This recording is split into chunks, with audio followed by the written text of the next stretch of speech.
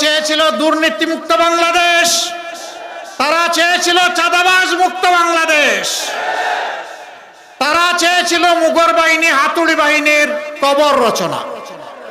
সেদিন পুরুষরা যুদ্ধ করেছে, নারীরাও যুদ্ধ করেছে। যুদ্ধের আগুন জ্বলে উঠেছে যেদিন আমাদের মেয়েদের গায়ে হাত তুলেছিল সন্ত্রাসীরা ঢাকা বিশ্ববিদ্যালয় ক্যাম্পাসে। 15 জুলাই রাতের বেলা সেই দিন যে আগুন জ্বলে উঠেছিল, সেই আগুনেই স্বৈরাচার সরকার হয়ে গেছে। 16 তারিখ 6 জন সিংহ পুরুষ, আমাদের অহংকার, যারা গুলির সামনে দাঁড়িয়ে বুক পেতে দিয়েছিল। আবু সাইদ বলেছিল, আমাকে আমার অধিকার দে, না হয় একটা গুলি দে। ডানা মেলে পড়েছিল, বুকের ভিতরে তুমুল ঝড়, বুক পেতেছি, গুলি কর। গুলি বুকে নিয়েছে, পালিয়ে যায়নি। আমাদের কাঁধের উপর তার শহীদের লাশ রেখে গেছে, হাতের তালুতে রেখে গেছে তার তাজা রক্ত। আমরা এই লাশ আর রক্তের সাথে বেঈমানি করতে পারবো না। এর আগে আবরার ফাহাদ দেশের সার্বভৌমত্বের পক্ষে গর্জন করেছিল লিখনির মাধ্যমে। বুয়েটের মেধাবী ছাত্র আবরার ফাহাদ, তাকে আধিপত্যবাদের গুলামরা তাকে পিটিয়ে পিটিয়ে হত্যা করেছে।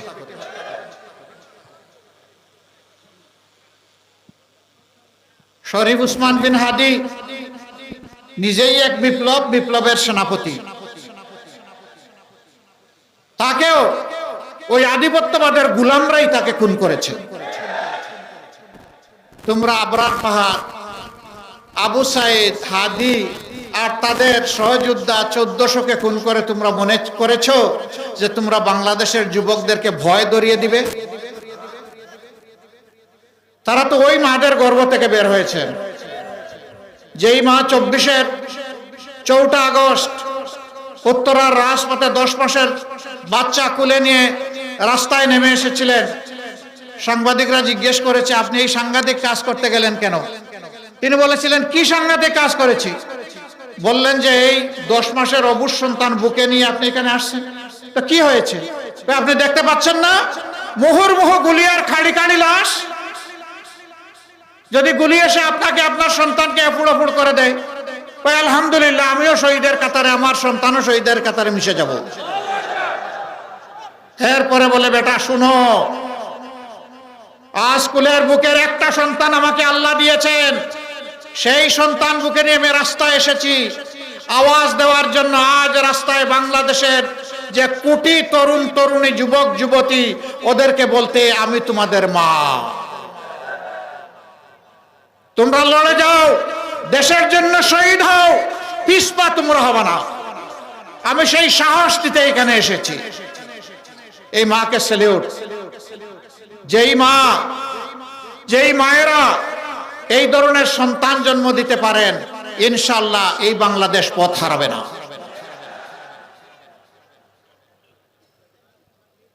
এখানে ইসলামপুরের অনেকগুলা কথা বলা হয়েছে, দুঃখ দুর্দশার কথা। আমি আপনাদের এক ভাই, আমি থেকে আসতে আসতে শুনতে পাচ্ছিলাম সকাল 9টা থেকে এখানে অনেকে চলে এসেছেন।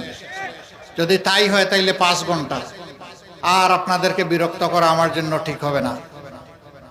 আজকের এই নির্বাচনী জনসভার সম্মানিত সভাপতি জেলা আমির জনাব আব্দুস সত্তার ভাই, মঞ্চে বসা 11 দলের সম্মানিত নেতৃবৃন্দ, আসন্ন নির্বাচনে জাতীয় সংসদ 5টি আসনে পদপ্রার্থী বৃন্দ, শহীদ পরিবারের সদস্যবৃন্দ,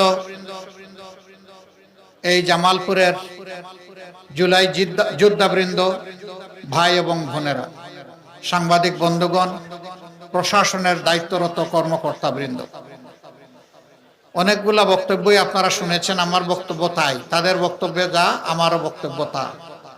তারপরেও যেহেতু দাঁড়িয়েছি, 2-1টা কথা বলেই বিদায় নেব। আগামী 12 তারিখ ইনশাআল্লাহ দেশের বাক পরিবর্তনের নির্বাচন।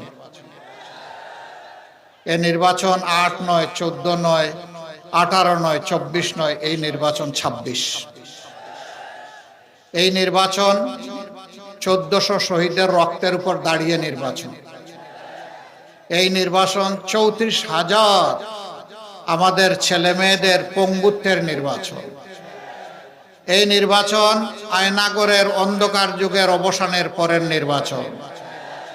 এই নির্বাচন জামাতে ইসলামী সহ সকল তৎকালীন বিরোধী রাজনৈতিক নেতৃবৃন্দের দুনিয়া থেকে বিদায় নেওয়ার পর শহীদ পরিবারগুলোর হাহাকারের অবসানের নির্বাচন।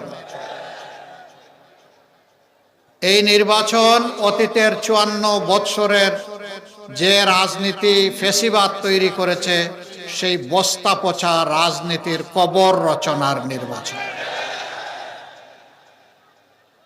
অতএব এই নির্বাচনকে নিতে হবে সেই দৃষ্টিকোণ থেকে ইনশাআল্লাহ। নির্বাচনে কয়টা ভোট?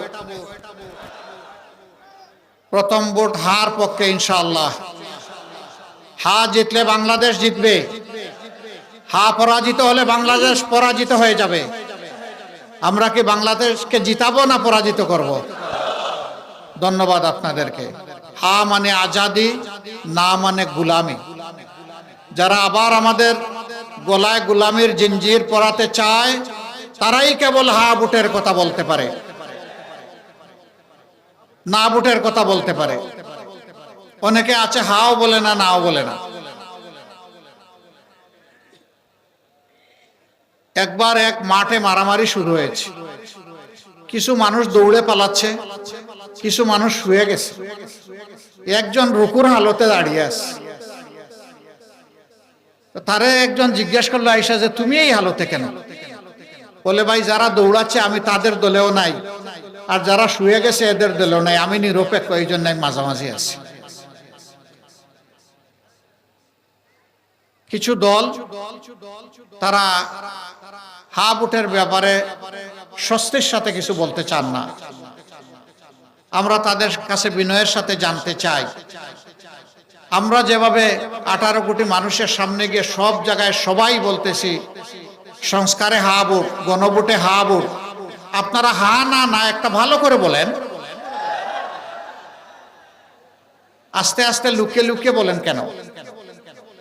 যদি না বলেন বলে দেন যে আমরা সংস্কার চাই না, নতুন বাংলাদেশ চাই না, পুরানা ব্যবস্থা চাই, ফেসিবাদ আবার চাই। আর যদি হা বলেন তাও বলে দেন যে আমরা দেশের 18 কোটি মানুষের আকাঙ্ক্ষার বাস্তবায়ন চাই। দ্বিতীয় ভোটটি ইনশাআল্লাহ আমরা দিব ন্যায় এবং ইনসাফের ভিত্তিতে আগামীর যে বাংলাদেশ কায়েম হবে সেই প্রতীকের পক্ষে। এখানে 5টা আসনের 5টাতেই দাঁড়িপাল্লার পক্ষ হয়ে ইনশাআল্লাহ 11 দলের প্রার্থীরা লড়াই করবেন।